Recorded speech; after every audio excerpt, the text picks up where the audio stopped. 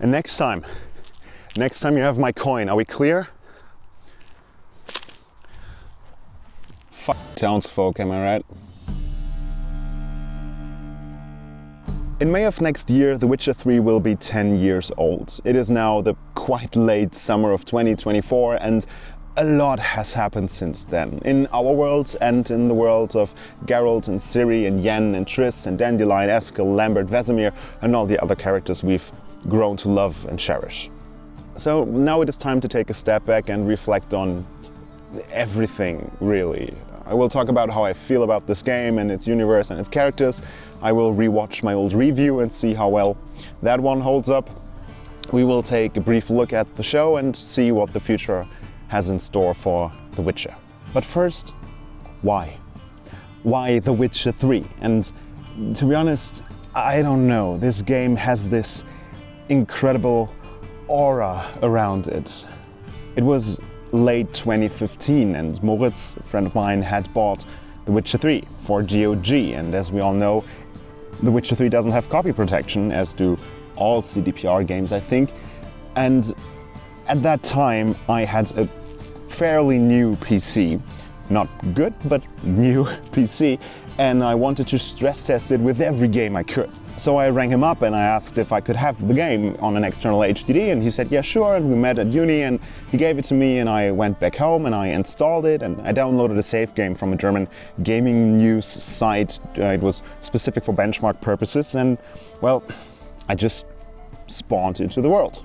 So just so you understand my state of mind back then at the time, I never really played any fantasy games. The most fantasy game I played was Skyrim. I played and still play a lot of different games, strategy games, city builders, shooters, racers, whatever, but fantasy never really was a big part of my gaming habits. And then I saw this.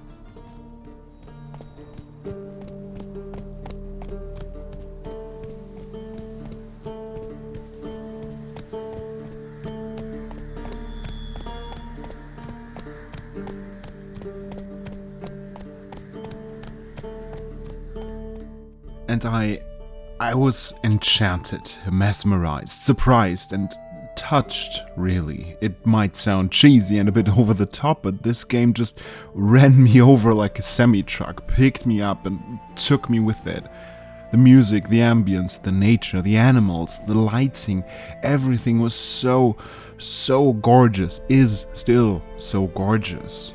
There was this guy in the center of my screen, just idly standing there, looking around. And I pushed forward on my controller and he started this purposeful walk, slow but strong, and I knew I had to start this game properly. And so I did. And I didn't stop for 6 hours. I had to go to uni early in the next morning, and I did, very sleep deprived, but the second I came home I went on with the game and very quickly decided to buy it properly. Not only because I wanted to support CDPR, of course, but because I needed to own this. This game had to be mine. Look at it. This is amazing, isn't it? Paper mache and wood. An old friend of mine did this. It's sick. I love it. Ciri Sword. I do know now that playing a third installment of a game after, well, 2 previous installments and 9 books and a Polish TV show isn't that much of a great idea without knowing anything about the story. And CDPR didn't put too much emphasis on first-time players in their story and quest design, rightly so. There are some helpful books and stories, and there is some exposition, and there are some explanations, and you can follow along what is happening in the game quite well, but it is not nearly as comprehensible and as good as if you knew what was happening and who these people were and why they were dreaming of people. And I read everything. I watched YouTube videos and I scrolled through the wikis and the characters and read their backstories, and I finished the story quite happily, but in hindsight, with a lot to be desired. Don't get me wrong, it was an amazing journey. I had so much fun, blood, sweat, and tears running down my face. But as we all know, hindsight is 2020. I didn't understand parts of the story, didn't play any Gwent. Can you imagine that? I didn't play any Gwent. I didn't check all the question marks and so on. So I read all the books, all the wikis, and finished the game again. But this time, properly. I did everything exactly the way I wanted it to. I got every main quest, every side quest, I got every decision right, I got every question mark. I finished the game exactly how I wanted it to be. I had my favorite girl by my side, and I knew this was perfect. This was how I wanted it to be. So I took Geralt, went back to Kaer Morhen and took a last proper look at that empty, brittle castle with the soft strings playing in the back, and I placed him there, right in front of that small bridge, in front of the gate. I had him look into the valley, sheathed his sword to his back, saved the game, and never went back. And this was my magnum opus, my perfect game. I, of course, played The Witcher again. I played it again with my girlfriend, with some other friends. I just went back to it to run around on the map and have some fun with it and just, dick around. The things you do in open world games. But I never ever touched that save game again. I don't even know if I still have it. And to be honest, it doesn't matter. In this world of constant experiences and the all-encompassing need of having to save every memory as a video or a photo, I have this thing that is mine and that will be mine forever, a memory that can never be taken from me. And I sincerely love it.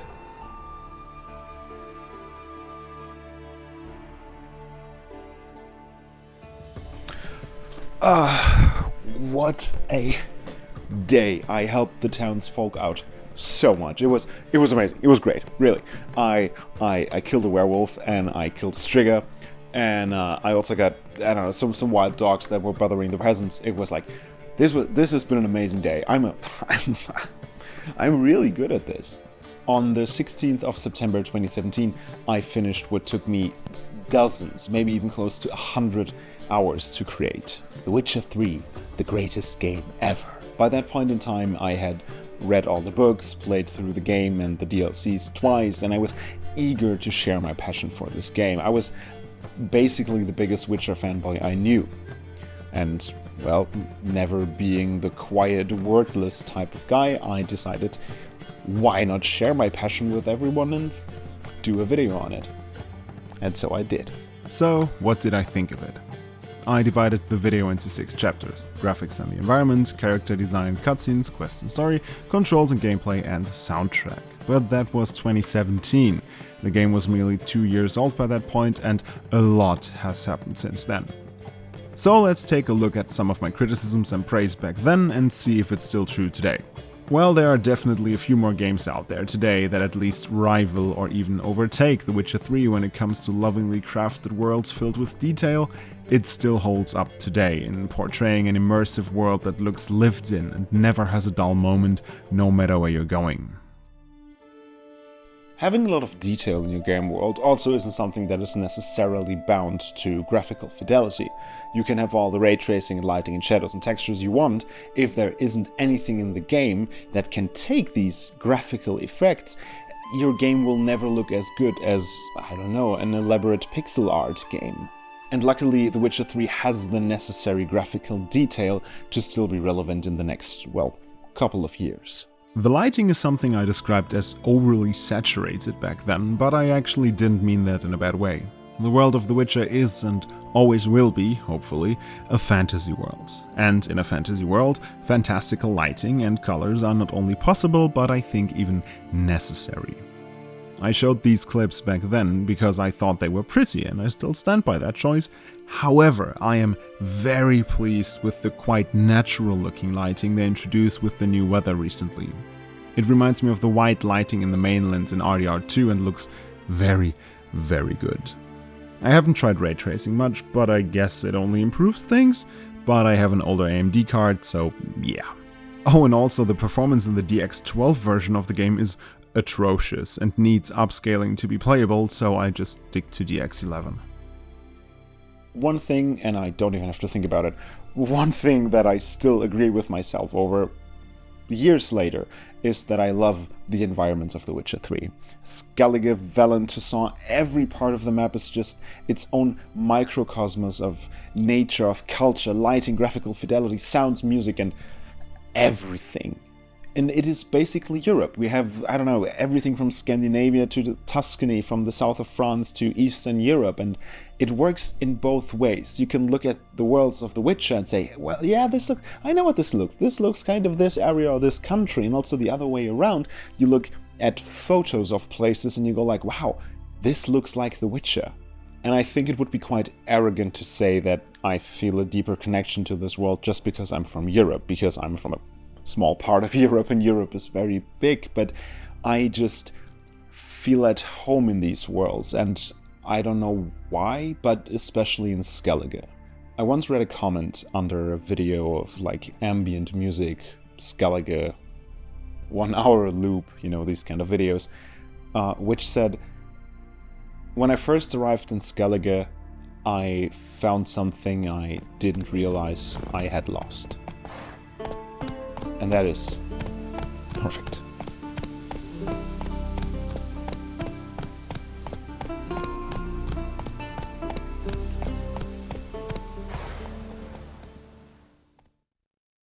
I praised the personality side of the character design of The Witcher 3, even though I obviously knew and mentioned that most of it was the work done by The Witcher author Andrzej Sapkowski.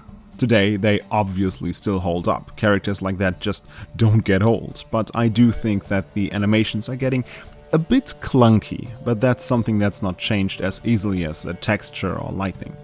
Nevertheless, The Witcher 3 was released at a time where even the most basic animations, and I am not saying that The Witcher's animations are basic, but where even those are still good enough today and probably will be for a long time to be enjoyable. Tied to the animations are the cutscenes, and they neither improve nor impair the clunkiness of them, but they have the, and that is still true to this day, added advantage of being highly cinematic and very well done. As in every game, there are levels to the cutscenes, fully rendered ones, big cinematic set pieces, or just your average NPC interaction. And especially the cinematic set pieces still work perfectly fine today. They communicate tension, non-verbally explain specific correlations, or give us a proper look at our next target. The principles of image composition don't change much or even at all, so even today, 10 years later, the cutscenes look really, really cool. Nakey Jakey's video on how Rockstar's game design is outdated sadly also applies quite well to The Witcher 3. I mean, the game tries its best to spice its gameplay up in the confines of what it can do. We have horse racing, and we have knights tournaments, and we have Gwent. Can't forget Gwent, you know, but it's basically the same fetch quest structure that we have been fed for, well, quite some time by now, and it's always the same. Go there, bring me that. Oh no, it's not there. Oh, there's a problem there. Do something else, and then bring me that. And after a while, it gets boring. And while I love the characters and I love the environments and I just love the game, and I would probably just read a book in the game, just sit there and stare at a piece of paper for hours because I can do that. I do understand that some people might get bored after a while. And with every game that is released that has this same quest structure, the same fetch quest thingy, my ability to be motivated and to play through it, maybe even twice or 3 times, grows smaller and smaller. And that is not necessarily The Witcher's fault, because that's just where the game industry is headed, but it does make The Witcher 3 show its age. Ladies and gentlemen, they fixed it. Geralt, the monster slayer of Rivia, the butcher of Blaviken, can finally drop down a ledge that's higher than his shoulders without dying a gruesome death. because of a sprained pinky toe. The controls are fine, totally fine even today. Yeah, the fighting is pretty much dodge roll if you want to play it like that, and riding isn't up to snuff with RDR2, but overall you can make Geralt do what you want him to do and get where you want to go. I wouldn't necessarily go as much overboard with my praise as I did back then, but it's difficult to say if that's because The Witcher's controls haven't aged well or if my taste just changed. And given that so many games have so many different sets of movement and control, it's difficult to objectively assess whether controls are really good or bad. They are The Witcher's controls, and they are good at being The Witcher's controls. As I alluded to earlier, the DirectX 11 and DirectX 12 versions of the game run quite differently on my system. Back in the day I didn't really have performance issues and the game tended to scale quite well over different systems and different graphical settings. However, in the newer version, the DirectX 12 version of the game is just ass. The performance is so bad that I need upscaling to get good FPS, but why would I use the DirectX 12 version, which supports upscaling, only to then upscale to the FPS that I would get in the DirectX 11 version? I mean, if it runs well for you, I am happy for you, and you use it. You go, girl or boy or whatever. But it really doesn't work for me. That being said, the game looks even better than it did 10 years ago. Denser vegetation, better shadows and lighting, there's even ray tracing now, and the game just looks better, which, well, of course, takes more resources, but I think that the graphical improvements are balanced out by the increase in compute power over the past 10 years, so we're good. And something that I really liked about the game in the past, and I still like about the game today, is that when you change the graphics settings, you actually change something in the game, because most graphics sliders feel like you're switching between 8, 9 and 10 and not between, well, 0 and 10. Do I even need to talk about the music? No? But I want to. The Witcher 3's soundtrack is, as I said back then, a masterpiece. Every song feels like it was birthed directly out of the fabric of the situations and places it is used in.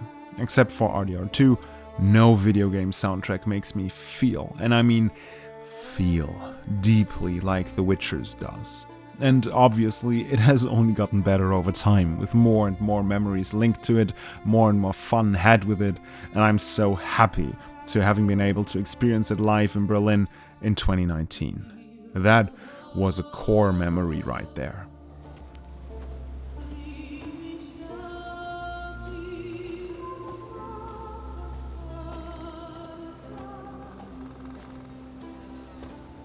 Vagrant.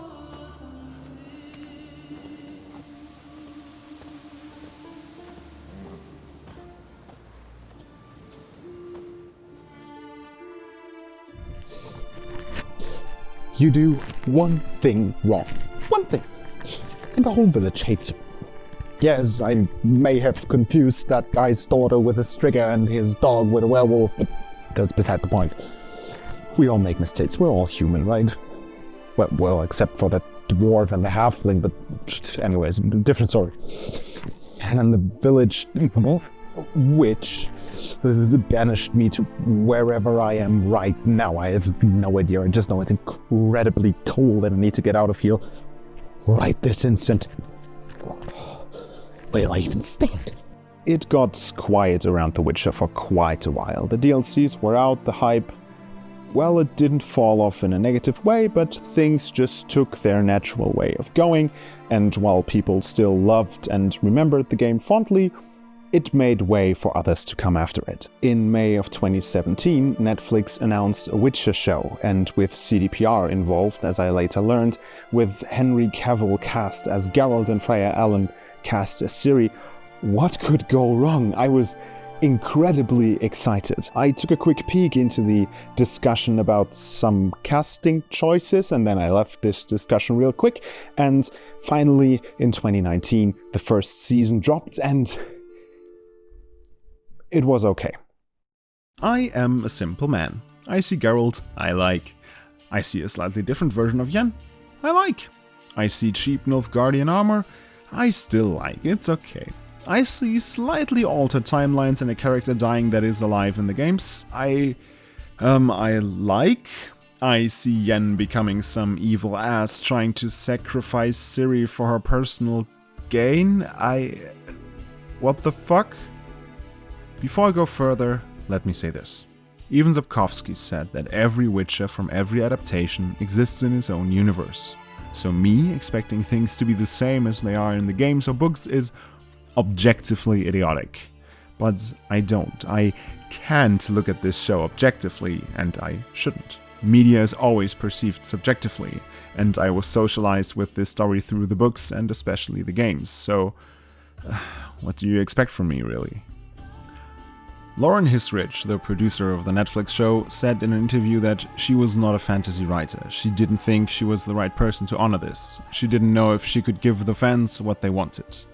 And Netflix sort of pushed her back and said, "Don't worry about the fans. Remember, tell us the story that you would want to tell."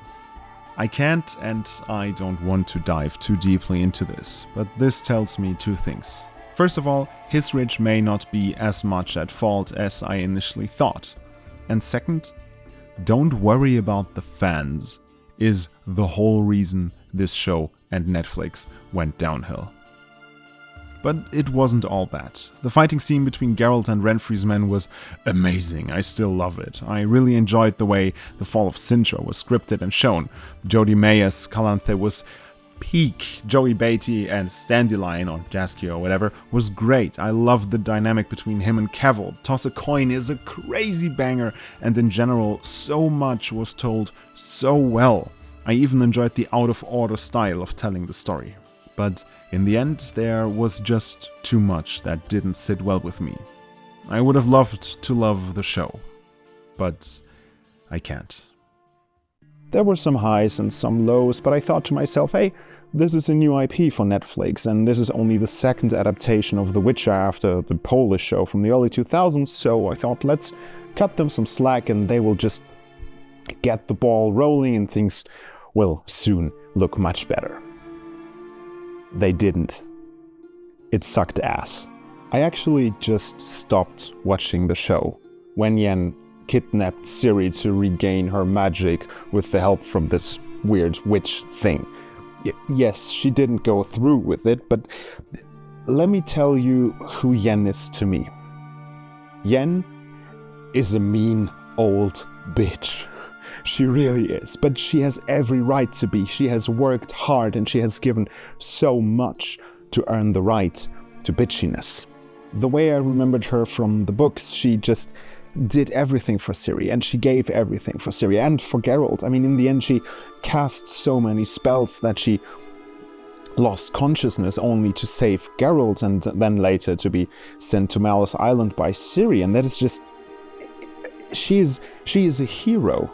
She's just a hero in this story, and she's a loving mother and a loving partner. And to take this woman, this mother, to Ciri and give her a storyline of how she plans to hurt her, to use her to her own advantage, is just... I could write a whole paragraph about all the reasons why this doesn't work and why it doesn't fit her character, but there's just one simple word to describe it. Wrong.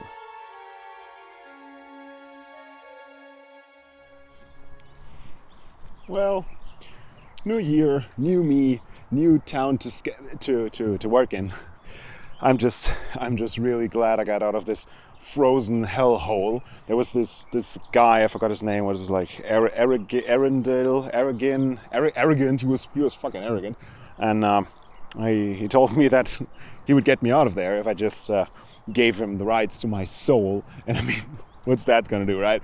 He said I was supposed to like ride with him or something. I don't know. I don't care. The Church of the Eternal Fire, they will protect my soul as they have always done. Anyways, I'm off to offer my services to whoever is in need.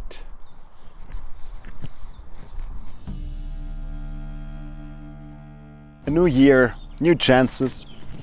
The world has been in shambles a bit, but personally I'm okay. We even got a Witcher 4 trailer back in December, and it's looking good. I always said when I talk to people about the stuff that I would love for The Witcher 4 to be about Ciri being a real witcheress. a real witcher, you know, having to undergo the mutations and the trial of the grasses for some reason or another, I don't care. Preferably because she has to save Geralt, who is in danger, maybe he was abducted or something like that. I would have liked to see that, even though I also know that it would probably kill me and it would probably be really, really sad, but yeah, I'm a sucker for the drama, really. And judging by the trailer, it does seem to go in that direction, which personally I obviously really like. I did a whole reaction video thingy about the trailer, so if you're interested in my thoughts on the scenes and the styles and whatever, go check that one out. But short, series bag, I love that. If there was one thing I had to complain about though, it would probably be her voice, which just isn't the same, it's not the same voice actress. But I guess there are some real life reasons for that, but also there could be some story reasons. Maybe her voice got raspier or deeper or whatever because of mutations, or maybe she just aged. Maybe CDPR decided that for a stubborn, thick-headed Witcher character, even more so than she already is, she would need a different voice. I'm not saying that a woman can't have a deeper voice, a raspy voice, or whatever. Come on. This is not what I'm talking about. It's just not, it doesn't fit the voice she had. That's my main complaint. But I'm sure I will get used to it very, very quickly. Replaying big parts of the game for this video confirmed something to me that I already knew to be true, to be honest. That this game is a masterpiece. It is incredible. Whether it's the nature, the sound design, the music, the gameplay, the story, I get sucked into it immediately. I bet I already said this in this video, but it's just, I have to repeat it. It's just, I open the game and I spawn into the world and it's just, I'm in. I just slide into the screen and I don't come back for hours. I spent way too much time producing this video, just walking around the game being like, oh yeah, I remember, this is the part where blah, blah, blah, and this is the part where, oh, this is the area and the tree and the plant and the guy and the music. And that's all I did. For way too long. That could have been done by, I don't know, 2 days early.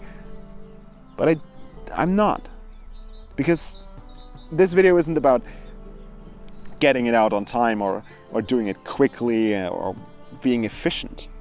This video is about my love for The Witcher 3, and it has rekindled my love for The Witcher 3. And that's just great.